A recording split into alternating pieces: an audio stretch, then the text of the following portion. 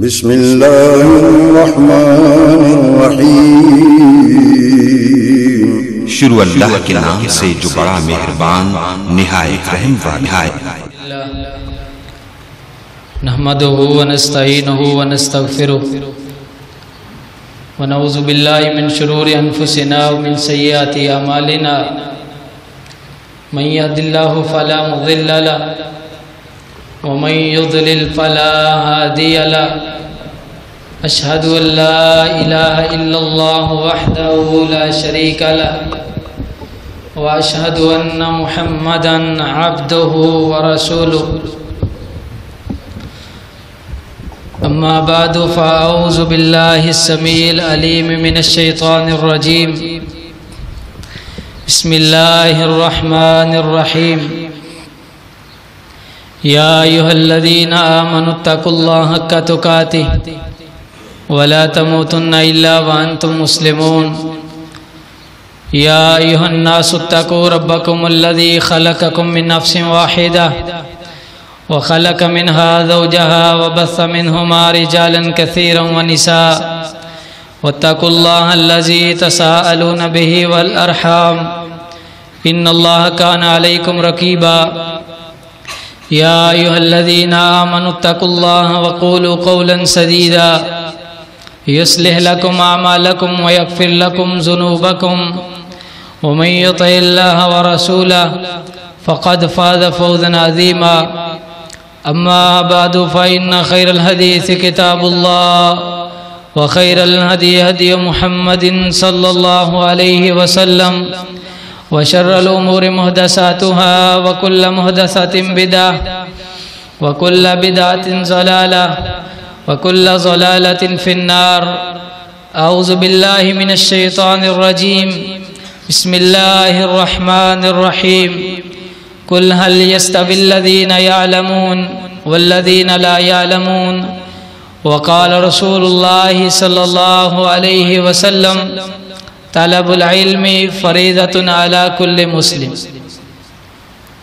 حمد و ثنا اللہ احکم الحاکمین ساری کائنات کو پیدا کرنے والی اکیلی ذات کے لیے، درود و سلام امام اعظم، مرشد اعظم، رہبر اعظم، فقیہ اعظم،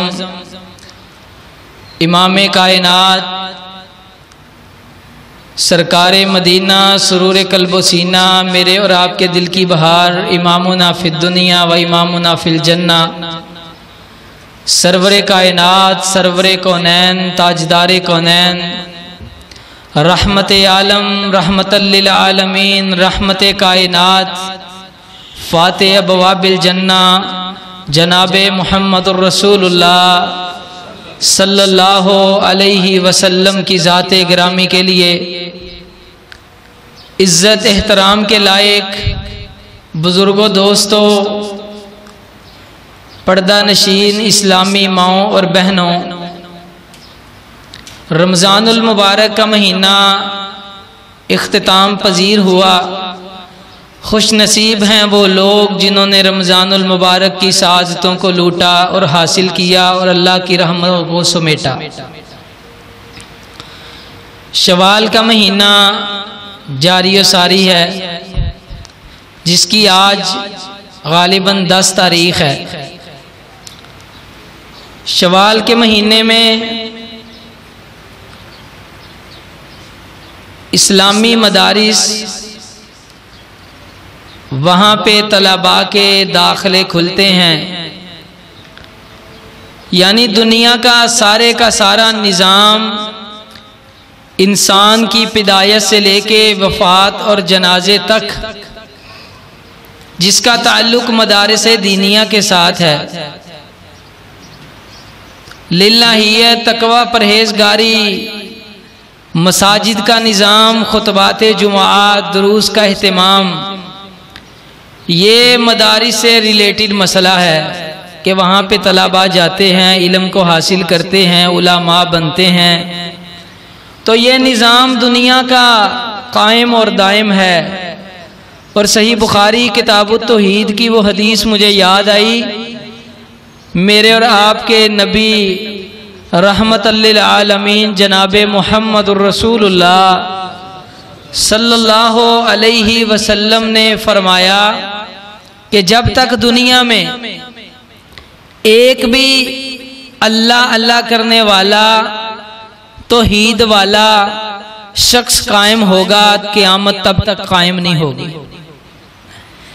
یعنی میں کہہ سکتا ہوں کہ جب تک مساجد آباد ہیں، مدارس دینیہ آباد ہیں، اس وقت تک دنیا میں قیامت نہیں آئے گی۔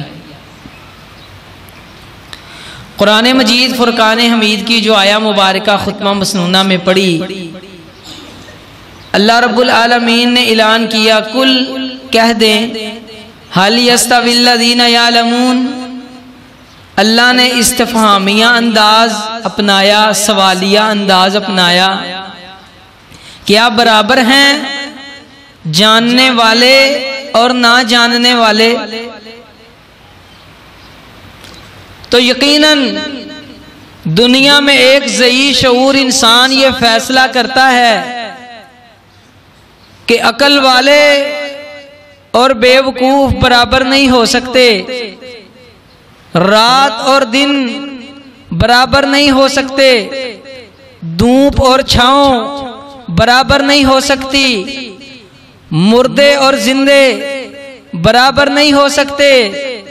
اسی طرح علم پڑھنے والے، علم پڑھانے والے، علم سیکھنے والے، علم سکھانے والے، علم رکھنے والے اور نہ سمجھ علم کو نہ جاننے والے کبھی بھی برابر نہیں ہو سکتے۔ نبی اکرم صلی اللہ علیہ وسلم نے فرمایا، طلب العلم فریضۃ علی کل مسلم، گویا دین کے علم کو حاصل کرنا ہر انسان پہ فرض اور لازم ہے۔ اور اللہ کے نبی محمد الرسول اللہ صلی اللہ علیہ وسلم اپنی وحی والی زبان سے اعلان فرمایا کرتے تھے، بلغوا انی ولو آیا، اے میری امت کے لوگوں، ایک آیت بھی جو تم مجھ سے سن لو، جو مجھ سے تم حاصل کر لو، اس کو لوگوں تک پہنچاؤ، یہ تمہاری ذمہ داری ہے۔ اور امت مسلمہ کو باقی امتوں پہ فوقیت اور برتری اور فضیلت اللہ نے کیوں دی؟ کنتم خیر امہ اخرجت للناس تامرون بالمعروف وتنہون عن المنکر، تم بہترین امت ہو، علم کو حاصل کرتے ہو، دین کو طلب کرتے ہو، دین کو تلاش کرتے ہو، اسلام کا علم اخذ کر کے اس کو اپنے دل و دماغوں میں محفوظ کر کے پھر تم امت کے سامنے اس دین اسلام کو پیش کرتے ہو، یہ سبب ہے تمہارا امت محمدیہ کی فضیلت کا۔ لیکن ہم سمجھ بیٹھے ہیں کہ علم کو حاصل کرنا، علم کو یاد کرنا، احادیث کا مطالعہ کرنا، قرآن کی آیت پڑھنا، بس یہ علماء کی ذمہ داری ہے۔ ہم اس سے خالی ہیں۔ کاروبار کرنا اچھی بات ہے، پراپرٹی بنانا، جائیداد بنانا، بزنس مین بننا، یہ کوئی بری بات نہیں اگر حلال طریقے سے یہ سارے کے سارے تجارت کے معاملات چلائے جائیں۔ لیکن اس کے ساتھ ساتھ دین اسلام کا علم حاصل کرنا یہ بھی بڑا ضروری کام ہے۔ جو لوگ علم سے کٹ جاتے ہیں وہ دنیا میں تباہ ہوتے ہیں، دنیا میں برباد ہوتے ہیں، دنیا میں ذلیل ہوتے ہیں، دنیا میں پستیاں ان کا مقدر بنتی ہیں۔ آپ نے علماء کرام سے صحیح بخاری کی وہ سیدنا عمر رضی اللہ تعالیٰ والی حدیث سنی ہوگی۔ سیدنا عمر رضی اللہ تعالیٰ کہتے ہیں کہ ہم کاروباری لوگ بھی تھے، تجارت بھی ہمارا پیشہ تھا۔ قریشی خاندان آپ کو پتا ہے بڑا عرب کے اندر مشہور قبیلہ اور خاندان تھا کاروبار میں۔ سیدنا عمر رضی اللہ تعالیٰ کہتے ہیں میں نے اور ایک اور صحابی نے 2 دن ڈیوٹی لگائی ہوئی تھی۔ ایک دن میں اللہ کے نبی صلی اللہ علیہ وسلم کے پاس آتا، علم حدیث کو حاصل کرتا، علم دین کو حاصل کرتا، اور دوسرے دن وہ میرا صحابی دوسرا ساتھی آتا، وہ حدیث کو یاد کرتا، سنتا۔ جس دن میں وہاں پہ آتا تھا وہ وہاں نہیں ہوتا تھا، میں نے جو اللہ کے نبی صلی اللہ علیہ وسلم سے سنا ہوتا اس کو ٹرانسفر کرتا، اس کو سکھا دیتا، اور جس دن وہ آتا تھا میں نہیں آتا تھا، وہ علم حدیث کو سن کے مجھے سنا دیتا۔ اس طرح کی کوئی ترتیب بنائیں۔ اور آپ نے علماء سے یہ حدیث بھی سنی ہوگی، ایک صحابی آئے اللہ کے نبی، میرا بھائی ہر وقت بس آپ کے پاس بیٹھا رہتا ہے، اس کو دنیا کا کوئی کام نہیں ہے، میں محنت کرتا ہوں، کوشش کرتا ہوں، کاوش کرتا ہوں، تجارت کرتا ہوں، گھر کا نظام کاروبار چلتا ہے۔ اللہ کے نبی صلی اللہ علیہ وسلم نے کیا فرمایا؟ شاید اس کی وجہ سے اللہ رب العالمین تمہیں رزق دیتا ہے۔ حضرات یہ اکیلی علماء کی ذمہ داری نہیں ہے، اللہ نے اگر علماء کو یہ انبیاء والا منصب دیا ہے، دنیا میں بڑے بڑے پروٹوکول والے لوگ موجود ہیں، اگر اس سوسائٹی کو کاٹنے والا کوئی اعلیٰ خاندان کا مالک، اعلیٰ برادری والا شخص آپ کو اس کی معیت حاصل ہو جائے، اس کا ساتھ مل جائے، پاکستان کا کوئی اعلیٰ قسم کا اعلیٰ سٹیٹس والا شخص آپ کا دوست بن جائے، آپ کو کچھ لمحے ان کے ساتھ بتانے کا وقت مل جائے، آپ پھولے نہیں سماتے، آپ جا جا کے لوگوں کو بتلاتے ہیں فلاں شخص میرا یار ہے، دوست ہے، بیلی ہے، وہ اس کے ساتھ میری تعلق داری ہے۔ حضرات علماء کے کیا کہنے، آمینہ کے لال وحی والی زبان سے اعلان کرتے ہیں، میرے نبی وحی والی زبان سے اعلان کرتے ہیں، ان العلماء ورثۃ الانبیاء، بے شک جو علماء ہیں یہ انبیاء کی وراثت کو حاصل کرنے والے ہیں۔ انبیاء کی وراثت دنیا کا درہم و دینار نہیں ہے، انبیاء کی وراثت دین اسلام کا علم ہے۔ حضرات آپ کے پاس کوئی مہمان آتا ہے، آپ اس کو بڑا پروٹوکول دیتے ہیں، بڑی عزت اور احترام دیتے ہیں، اور دینا بھی چاہیے۔ صحیح بخاری کی حدیث ہے، نبی اکرم صلی اللہ علیہ وسلم نے فرمایا، من کان یؤمن باللہ والیوم الآخر فلیکرم ضیفہ، جو بندہ اللہ پہ ایمان رکھتا ہے، قیامت پہ ایمان رکھتا ہے، اس کو چاہیے اپنی مہمان کی مہمان نوازی کرے۔ من کان یؤمن باللہ والیوم الآخر، آمینہ کے لال نے فرمایا جو اللہ پہ قیامت پہ یقین رکھتا ہے، فلا یؤذی جارہ، مہمان کو پریشان نہ، وہ اپنے پڑوسی کو پریشان نہ کرے۔ اور تیسری بات، فلیقل خیرا او لیسکت، اگر کوئی اچھی بات، خیر کی بات، بھلائی والی بات، فلاح والی بات اس کو آتی ہے تو کرے، اگر نہیں آتی تو خاموشی اختیار کرے۔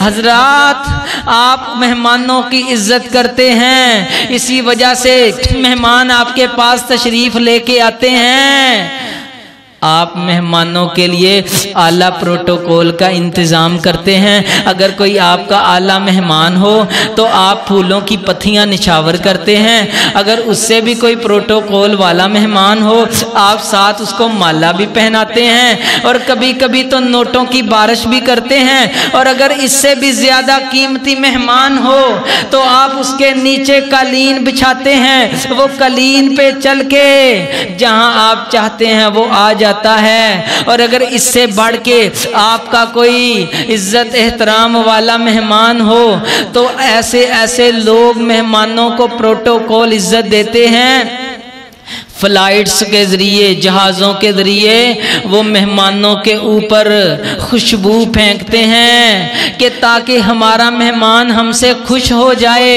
یہ تو دنیا کا پروٹوکول ہے، یہ وقتی ہوتا ہے، فوراً ختم ہو جاتا ہے، لیکن میں آپ کو شان بتاتا ہوں علماء اسلام کی، میں آپ کو شان بتلاتا ہوں طلباء اسلام کی، آپ بھی یہ شان حاصل کر سکتے ہیں۔ آپ بھی یہ مقام حاصل کر سکتے ہیں، آپ بھی یہ فضیلت حاصل کر سکتے ہیں، آپ بھی یہ مرتبہ حاصل کر سکتے ہیں، آپ بھی یہ بلندی حاصل کر سکتے ہیں۔ کائنات کے امام کی حدیث سنانے لگا ہوں۔ دنیا میں یہ کسی مولوی کا فتویٰ نہیں ہے، بلکہ ساری کائنات کے امام کا فتویٰ ہے۔ ان الملائکۃ لتضع اجنحتها تحت ارجلہم۔ آپ تو مہمان کے نیچے قالین بچھاتے ہیں۔ فرمایا جو دین کو طلب کرنے کے لیے، دین کو حاصل کرنے کے لیے، دین کو پڑھنے کے لیے، دین کے علم سے محبت کرنے کے لیے آ جاتا ہے، رب آسمانی فرشتوں کی ڈیوٹی لگاتے ہیں، وہ اپنے پروں کو اس دین کے طالب علم کے پاؤں کے نیچے بچھانا سعادت سمجھتا ہے۔ اور یہاں پہ بس نہیں، لوگ جمع ہوتے ہیں، وہاں پہ گپیں لگائی جاتی ہیں، بڑے بڑے تبصرے کیے جاتے ہیں، سوشل میڈیا پہ اپنی ان میٹنگز کو شیئر کیا جاتا ہے اور بڑا فخر محسوس کیا جاتا ہے۔ آپ دیکھیں کہ شان کیسی ہے ان دین پڑھنے والوں کی، آپ بھی اس میں شامل ہو سکتے ہیں، لیکن یہاں پہ نیت خالص کرنی ہوگی۔ مجتمع قوم فی بیت من بیوت اللہ، اللہ کے نبی محمد رسول اللہ صلی اللہ علیہ وسلم فرماتے ہیں کوئی قوم وہ اللہ کے گھروں میں سے کسی گھر میں جمع ہوتی ہے، یتلون کتاب اللہ، وہ رب کا قرآن پڑھتے ہیں، وہ آمینہ کے لال کا فرمان پڑھتے ہیں، وہ یتدارسونہ، وہ قرآن کی آیت سنتے ہیں، وہ عالم دین سے خطبہ سنتے ہیں، ان سے درس میں قرآن کی آیت سنتے ہیں، ترجمہ کلاس میں قرآن کی آیت سنتے ہیں، حدیث سنتے ہیں، پڑھتے ہیں، وہ یتدارسونہ، درس و تدریس کا یہ کام کرتے ہیں۔ آمینہ کے لال نے فرمایا حفت علیہم الملائکہ، اللہ کے فرشتے اپنے پروں کے نیچے ان کو ڈھانپ لیتے ہیں۔ اور یہاں پہ بس نہیں، نازلت علیہم الرحمہ، اللہ کی رحمتیں ان پہ مسلسل نازل ہوتی ہیں، وغاشیت علیہم السکینہ، اللہ ان لوگوں پہ سکینت کو، سکون کو، دلی اطمینان کو نازل کر دیتے ہیں۔ وذکرہم اللہ فی من عندہ، اور اللہ رب العالمین ان خوش نصیب طلباء کا، مقتدیوں کا، ان خوش نصیب علم کو سننے سنانے والوں کا تذکرہ اپنی اعلیٰ فرشتوں کی جماعت میں بیٹھ کے کرتے ہیں۔ حضرات یہاں پہ بس نہیں، اللہ نے کیا شان دی دین پڑھنے والوں کو، آپ بھی اس میں شامل ہو سکتے ہیں۔ گھر میں بیٹھ کے قرآن مجید پکڑیں، ایک آیت پڑھیں، گونگے بہرے باندھ کے نہیں، آنکھوں پہ پٹی باندھ کے نہیں، عربی تو سمجھ ہمیں آتی نہیں اور ترجمہ پڑھنا ہم اس کی زحمت کرتے نہیں، تو ہم کیسے دین کے طالب علم بنیں گے؟ قرآن پڑھیں، کسی کا ترجمہ جس کا دل چاہے آپ اٹھائیں، اور یہ غلط بات ہے، جھوٹی بات ہے، یہ پیٹ پرست لوگوں نے پھیلائی ہے۔ ترجمے کے ساتھ قرآن پڑھو گے گمراہ ہو جائے گے، اللہ کہتا ہے قرآن پڑھو گے ہدایت پاؤ گے، دنیا والے کہتے ہیں نعوذ باللہ قرآن پڑھو گے تو گمراہ ہو جاؤ گے۔ بھئی ایسا نہیں ہو سکتا۔ قرآن کی تعلیم کو حاصل کریں، قرآن کی سمجھ بوجھ رکھیں، قرآن کی فقاہت کو حاصل کریں۔ یہ کتنا اعلیٰ منصب ہے دنیا میں۔ ہم کہتے ہیں جس کے پاس اعلیٰ بزنس ہے یہ بندہ کامیاب ہے، اللہ نے اس کے ساتھ خیر کا ارادہ کیا ہے۔ ہم کہتے ہیں جس کے پاس پراپرٹی ہے، جائیداد ہے، ہم کہتے ہیں جس کے پاس بینک بیلنس ہے، ہم کہتے ہیں جس کے پاس دنیا کی اعلیٰ ترین گاڑیاں، کوئی فارچونر، کسی کے پاس V8 جی وہ 2.5-3 کروڑ کی آتی ہے، یہ بندہ بڑا کتنا جی اللہ کو، اس بندے کے ساتھ اللہ نے تو بڑی بھلائی کی ہے، اللہ اس پہ بڑا راضی ہے۔ اور بھئی یہ کوئی دلیل نہیں ہے راضی ہونے کی؟ آئیں میں آپ کو حدیث سے دلیل کے ساتھ بات بتاتا ہوں۔ من احیا فقد دلّا، جو زندہ رہے دلیل کے ساتھ، ومن مات علی بینہ، اور جو فوت ہو دلیل کے ساتھ۔ آمینہ کے لال فرماتے ہیں اللہ جس کے ساتھ بلائی کا ارادہ کرتے ہیں، من یرد اللہ بہ خیرا یفقہہ فی الدین، اللہ اس کو اپنے دین کی سمجھ دیتے ہیں۔ اور یہاں پہ بس نہیں، من یرد اللہ بہ خیرا یصب منہ، جب دین کو حاصل کیا جائے، اے مسجد کے ائمہ، اے خطبہ دینے والوں، اے درس و تدریس کرنے والوں، آپ لوگوں کے اوپر اعتراضات کرتے ہیں کہ بھئی یہ ہمارے ساتھ اچھا سلوک نہیں کرتے، اللہ ماشاءاللہ یہ گھروں میں تو کھاتے پیتے ہیں لیکن علماء کا خیال نہیں کرتے، ان کو جی وہ پروٹوکول نہیں دیتے، خاطر خواہ تنخواہ نہیں دیتے، ان کے بچوں کا خیال نہیں کرتے۔ بھئی آپ کے دلوں کو سکون بخشنے والی حدیث سن لیں۔ آمینہ کے لال نے فرمایا جو دین کو حاصل کرتا ہے اللہ اس سے بلائی کا ارادہ کرتے ہیں۔ اس سے ملتی جلتی حدیث، من یرد اللہ بہ خیرا یصب منہ، فرمایا جس بندے سے اللہ بلائی کا ارادہ کرتے ہیں اللہ اس کو دین کی سمجھ بھی دیتے ہیں، اور پھر دین پڑھنے پڑھانے کی وجہ سے اس پہ مصیبتیں بھی آتی ہیں۔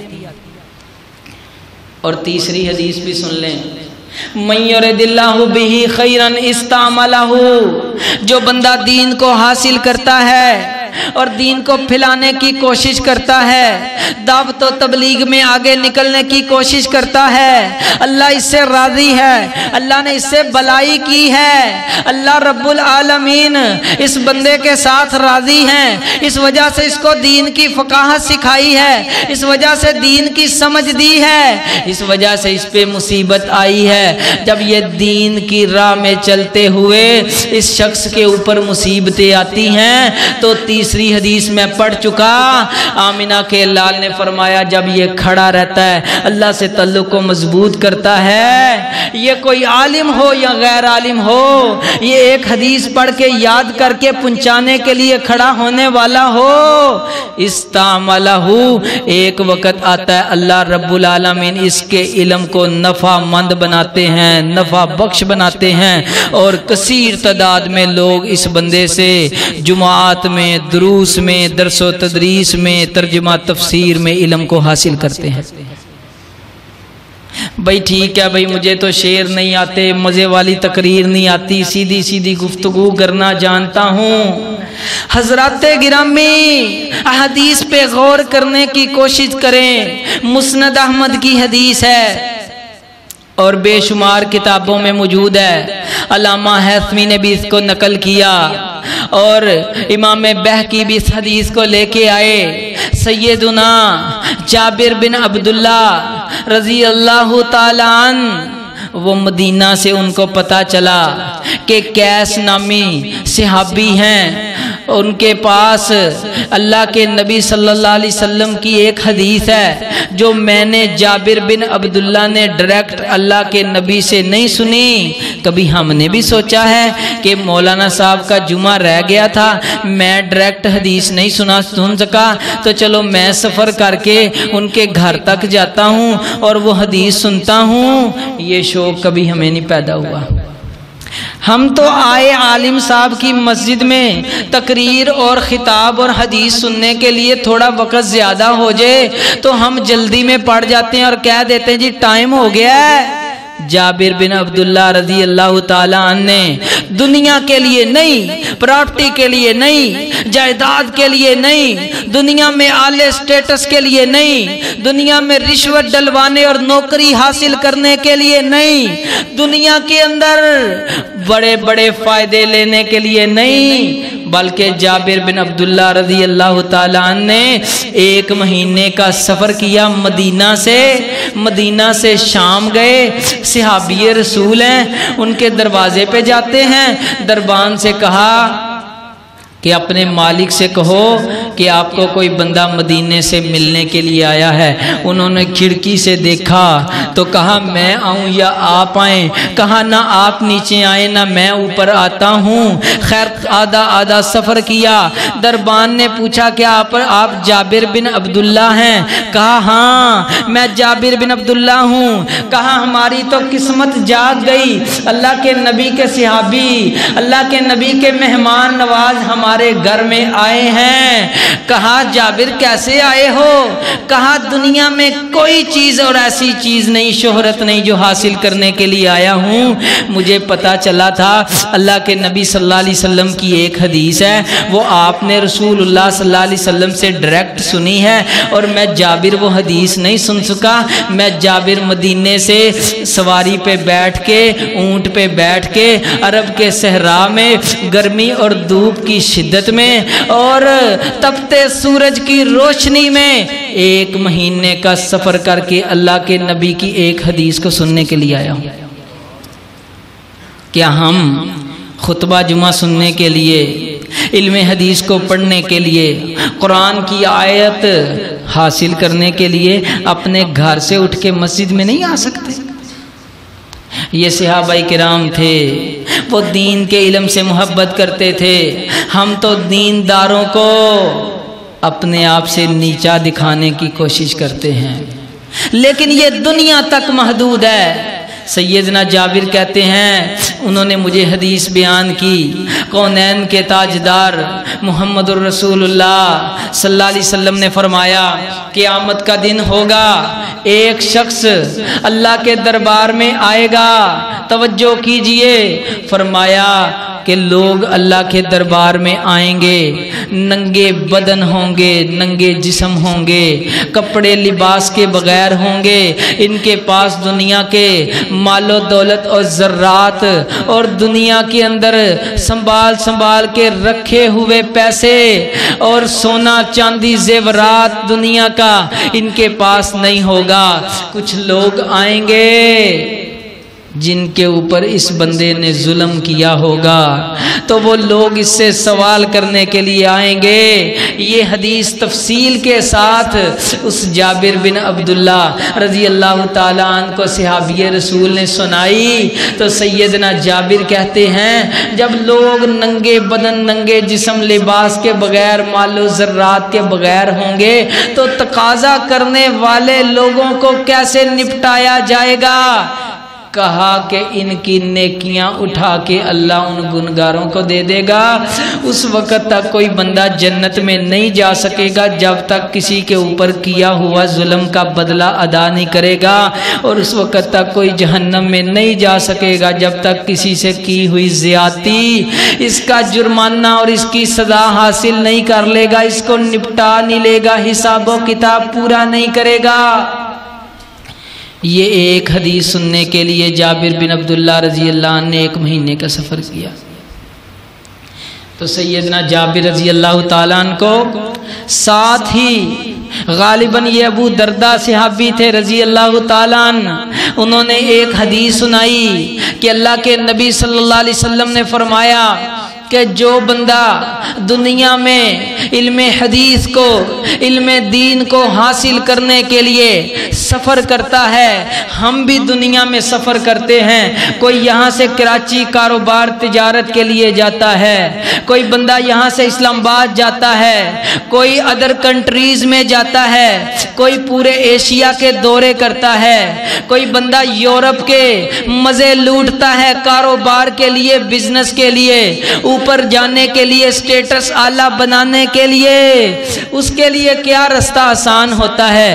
دنیا کا رستہ آسان تو اس کے لیے ہوتا ہے، اور کچھ ایسے بھی ہوتے ہیں جن کے لیے جو دنیا کی آسانیاں ہوتی ہیں وہ بھی ان سفروں میں لٹ جاتی ہیں، پہلے سے زیادہ غریب و ناتواں بن جاتے ہیں، دھوکے فراڈ کا شکار ہو جاتے ہیں۔ لیکن جو علم حدیث کو پڑھنے کے لیے جاتا ہے मुखलिस होना चाहिए, रियाकार ना हो, अल्लाह से अजर की उम्मीद रखता हो, रब से कबूलियत करवाना चाहता हो, तो नबी अकरम सल्लल्लाहु अलैहि वसल्लम ने फरमाया सहलल्लाहु लहू बिही तरीकन इलल जन्ना, तुम दीन का इल्म हासिल करने के लिए चलते हो, रब तुम्हारे लिए जन्नत के दाखिले को आसान कर देता है।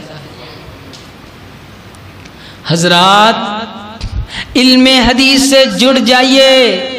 हमने इस दुनिया को छोड़ के चले जाना है, कोई बंदा काम नहीं आएगा तेरे मेरे मरने के बाद। कफन के साथ पाकिट नहीं होती, किसको ये बात मालूम नहीं है? हर बंदा जानता है जब मरते हैं, मुर्दे दफनाते हैं, जनाजे पढ़ते हैं, गुस्ल देते हैं, कफन दिया जाता है। हर शख्स जानता है कफन के साथ पाकिट नहीं होती, लेकिन दुनिया दुनिया दुनिया के पीछे हर बंदा लगा है। उलामा कहते हैं अपने बेटे को दीन पढ़ा लो, तो कहते हैं जी खाएगा कहाँ से, खाएगा कहाँ से? और वैसे तबसरा क्या करते हैं, मौलवी खाते बहुत हैं। यार ये दो रंगी क्यों, दो बातें क्यों? कहते जी मौलवी खाते बहुत हैं, इनके पास पैसे बड़े आते हैं, इनके पास बड़ी दावतें आती हैं, और जब कहें अपने बेटे को दीन पढ़ा लो तो क्या कहते हैं, खाएगा कहाँ से? भाई इसका भी मालिक अल्लाह है और तुम्हारा मालिक भी अल्लाह है।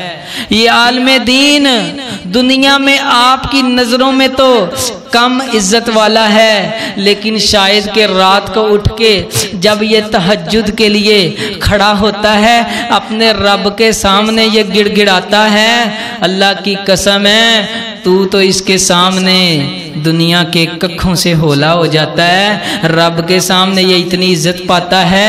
अगर ये बंदा हो सच्चा और खरा तो फरमाया इन्ना मिन इबादल्लाहि मन लो अक़सम अल्लाहि ला अबर्रहु। अल्लाह के कुछ बंदे ऐसे होते हैं जब रब के सामने खड़े हो जाएं, अल्लाह को कसम डाल दें तो अल्लाह उनकी पूरी कर देता है। एक वाक़या मुझे याद आया, इमाम साहब का नाम तो जहन में नहीं, उनके घर में एक औरत आई, मुसल्ले इमाम साहब का मुसल्ला पड़ा था, तो वो उसके ऊपर चढ़ गई और उसके पाँव को वहां से महसूस हुआ कि जगह गीली है, मुसल्ला गीला है।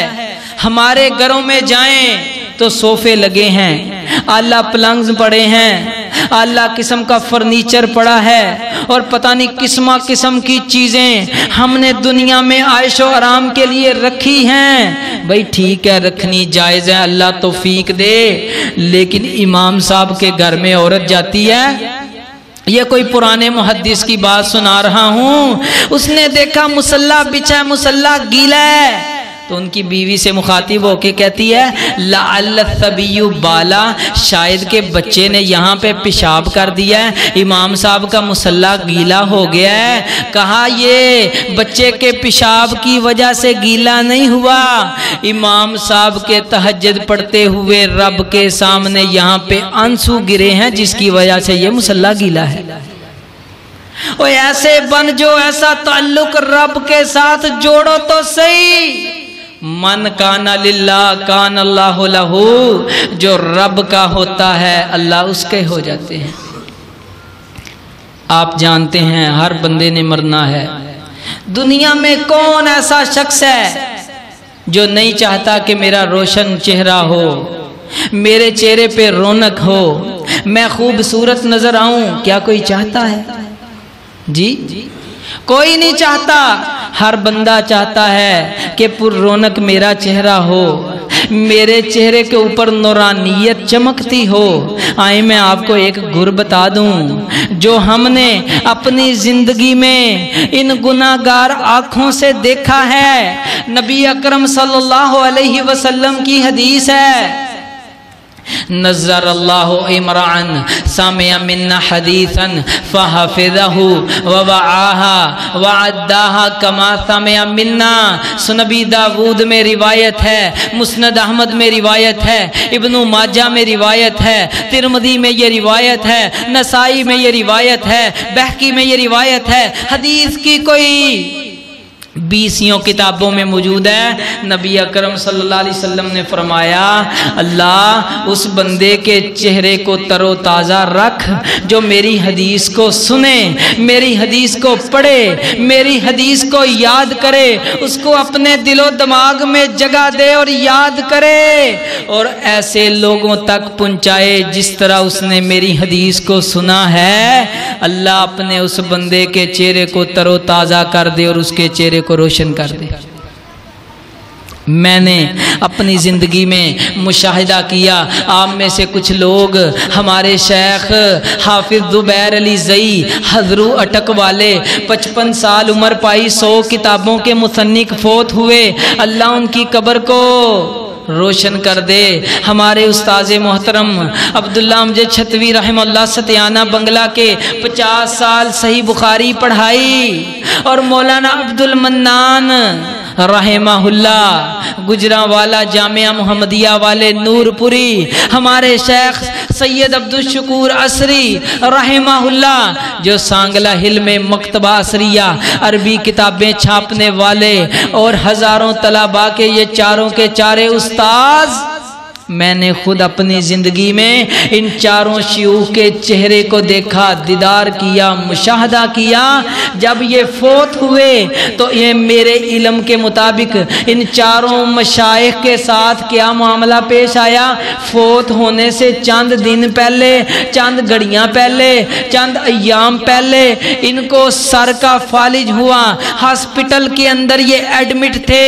ڈاکٹروں نے عجیب منظر کشی کی اور دیکھا، کہا جس کو سر کا فالج ہو، جب وہ انسان فوت ہو جائے تو یہ ہو ہی نہیں سکتا کہ اس کا چہرہ روشن رہے، اس کا تو چہرہ فوراً سیاہ ہو جاتا ہے۔ یہ کون خوش نصیب ہیں کہ جن کا چہرہ روشن 14ویں کے چاند کی طرح چمک رہا ہے، آج یہ دنیا سے چلے گئے ہیں، لیکن ان کے چہرے ایسے جس طرح روشنی دے رہے ہیں، ان کے چہروں پہ ہلکی سی بھی سیاہی نہیں ہے۔ وجہ اور سبب کیا ہے؟ مختلف ڈاکٹر تھے، مختلف ہسپتال تھے، بتانے والے مختلف تھے، ہر بندے نے ہر ڈاکٹر کو یہی جواب دیا کہ یہ اللہ کے نبی کی حدیث کو ساری زندگی سننے والے، یاد کرنے والے، پڑھنے والے، پڑھانے والے، آگے پہنچانے والے تھے۔ اللہ کے نبی کی ان کو دعا لگی ہے کہ آج فالج سر سے یہ فوت ہوئے، لیکن مرنے کے بعد ان کے چہرے آج بھی 14ویں کے چاند کی طرح چمک رہے ہیں۔ آخری حدیث سنیں، یہ حدیث نبی داود کے اندر موجود ہے۔ میرے اور آپ کے نبی جناب محمد صلی اللہ علیہ وسلم نے فرمایا اذا مات ابن آدم انقطع عنہ عملہ، جب انسان آدم کا بیٹا مر جاتا ہے سارے کے سارے اسباب اس سے کٹ جاتے ہیں، الا من ثلاثۃ، 3 باقی رہتے ہیں۔ صدقۃ جاریہ، اس نے مسجد بنائی، مدرسہ بنایا، کسی غریب کی بیٹی کی شادی کی، اس نے کسی ماڑے کمزور کے ساتھ تعاون کیا، اس نے کسی کو پانی پلایا، اس نے تنکا اٹھا کے، اس نے کوئی کیلے کی بنانا کی کا چھلکا اٹھا کے سائیڈ پہ کیا، کوئی راہگیر پھسل کے گر نہ جائے، جو بھی اس نے دنیا میں صدقہ جاریہ کا کام کیا، اس نے کوئی پنکھا لگوایا، اس نے کسی کے کسی طرح بھی یہ کام آیا، صدقہ جاریہ کیا، اس کے مرنے کے بعد اس بندے کو اللہ مسلسل اجر دیتا رہے گا۔ اور دوسرا وہ بندہ او ولد صالح یدعو لہ، اس نے اپنی اولاد کو دین پڑھایا، دین سکھایا، دین سمجھایا، رب ارحمہما کما ربیانی صغیرہ، آیت اس کی زبان پہ چڑھی، یہ حافظ بنا، یہ قاری بنا، یہ عالم بنا، یہ روتے رب کے سامنے ہاتھ اٹھا کے دعا کر کے اپنے والدین کے لیے بخشش کی دعا کرتا ہے، ان کے درجات بلند ہوتے ہیں۔ اللہ سے وہ میت پوچھتی ہے، رب تو اس پہ قادر ہے، ان کی تو آپس میں بات ہو سکتی، یا اللہ یہ دنیا میں کام تو میں نے کیا نہیں تھا، یہ درجہ جو میرا بلند ہوا ہے وجہ سبب کیا ہے؟ اللہ کہتے ہیں تو نے صدقہ جاریہ کیا تھا، لوگ اس سے فائدہ اٹھا رہے ہیں، تمہارا درجہ بڑھ رہا ہے، اور تیرا بچہ جو دین کا عالم بنا کے آیا تھا دنیا تو اس کو حقیر سمجھتی تھی، تیرے لیے ہاتھ اٹھا کے دعا کر رہے، ہم تمہیں درجات میں بلندیاں دے رہے ہیں۔ اور تیسرا وہ بندہ او علم ينتفع به، تیسرا وہ بندہ جو علم نافع چھوڑ گیا، حدیث سنائی، قرآن سنایا، حدیث پڑھائی، قرآن پڑھایا، قرآن کی آیت لوگوں کو یاد کروا دی۔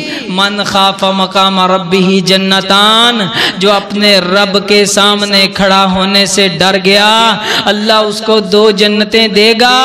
اس نے حدیث پڑھا دی، قرآن کی کوئی سی آیت قل ہو اللہ یاد کرا دی، ترجمہ تفسیر سکھا دیا، عقیدہ درست کر دیا، تو اللہ کہتے ہیں اللہ کے نبی فرماتے ہیں یہ علم نافع اس کے مرنے کے بعد اس کے کام آئے گا۔ اگر اجازت دیں تو اس حدیث کے ساتھ ایک شرح میں حدیث ملا دوں۔ میرے نبی نے فرمایا دنیا کے اندر آپ کسی عالم کے پاس آتے ہیں، قاری صاحب، مولانا صاحب، آپ نیک بندے ہیں، اللہ کے قریبی ہیں، اللہ کی نماز پڑھتے ہیں، تہجد پڑھتے ہیں، اشراق پڑھتے ہیں، ہر وقت مسجد میں رہتے ہیں، اللہ اللہ کرتے ہیں، قرآن پڑھاتے ہیں، ہمارے لیے دعا کرو، کرواؤ، کروانی جائز ہے۔ کوئی بندہ سفر کر کے اللہ کے کسی ولی کے پاس جاتا ہے، وہ زندہ ولی، یہ کہتا ہے جی میرے لیے دعا کرو، کرواؤ، کروانا جائز ہے۔ اگر کوئی بندہ اپنے والدین کی خدمت کرتا ہے، ان سے دعائیں لیتا ہے، ہاں ہاں کروانی جائز ہے۔ دنیا میں کوئی پیر تیرے والدین سے بڑا تیرے لیے پیر نہیں ہے، کرواؤ دعا، والدین سے خوش نصیب ہے بندہ جس کے لیے اس کے والدین دعا کریں۔ دنیا میں کچھ لوگ ہیں جن کے لیے ان کے دوست و احباب، ان کے یار بیلی رشتہ دار، ان کے لگتے جن پہ اس نے احسان کیا اس کے غیب میں دعا کرتے ہیں۔ کسی غریب کے کام آیا، کسی کو پانی کا گھونٹ پلایا، اس کے لیے دعا کرتا ہے، دعا دیتا ہے۔ انسان کہتا میں بڑا خوش نصیب ہوں، بڑا خوش نصیب ہوں، بڑا خوش نصیب ہوں۔ وجہ کیا ہے جی؟ دنیا والے ہر بندہ میرے لیے دعا کرتا ہے، اچھے الفاظ میں یاد کرتا ہے۔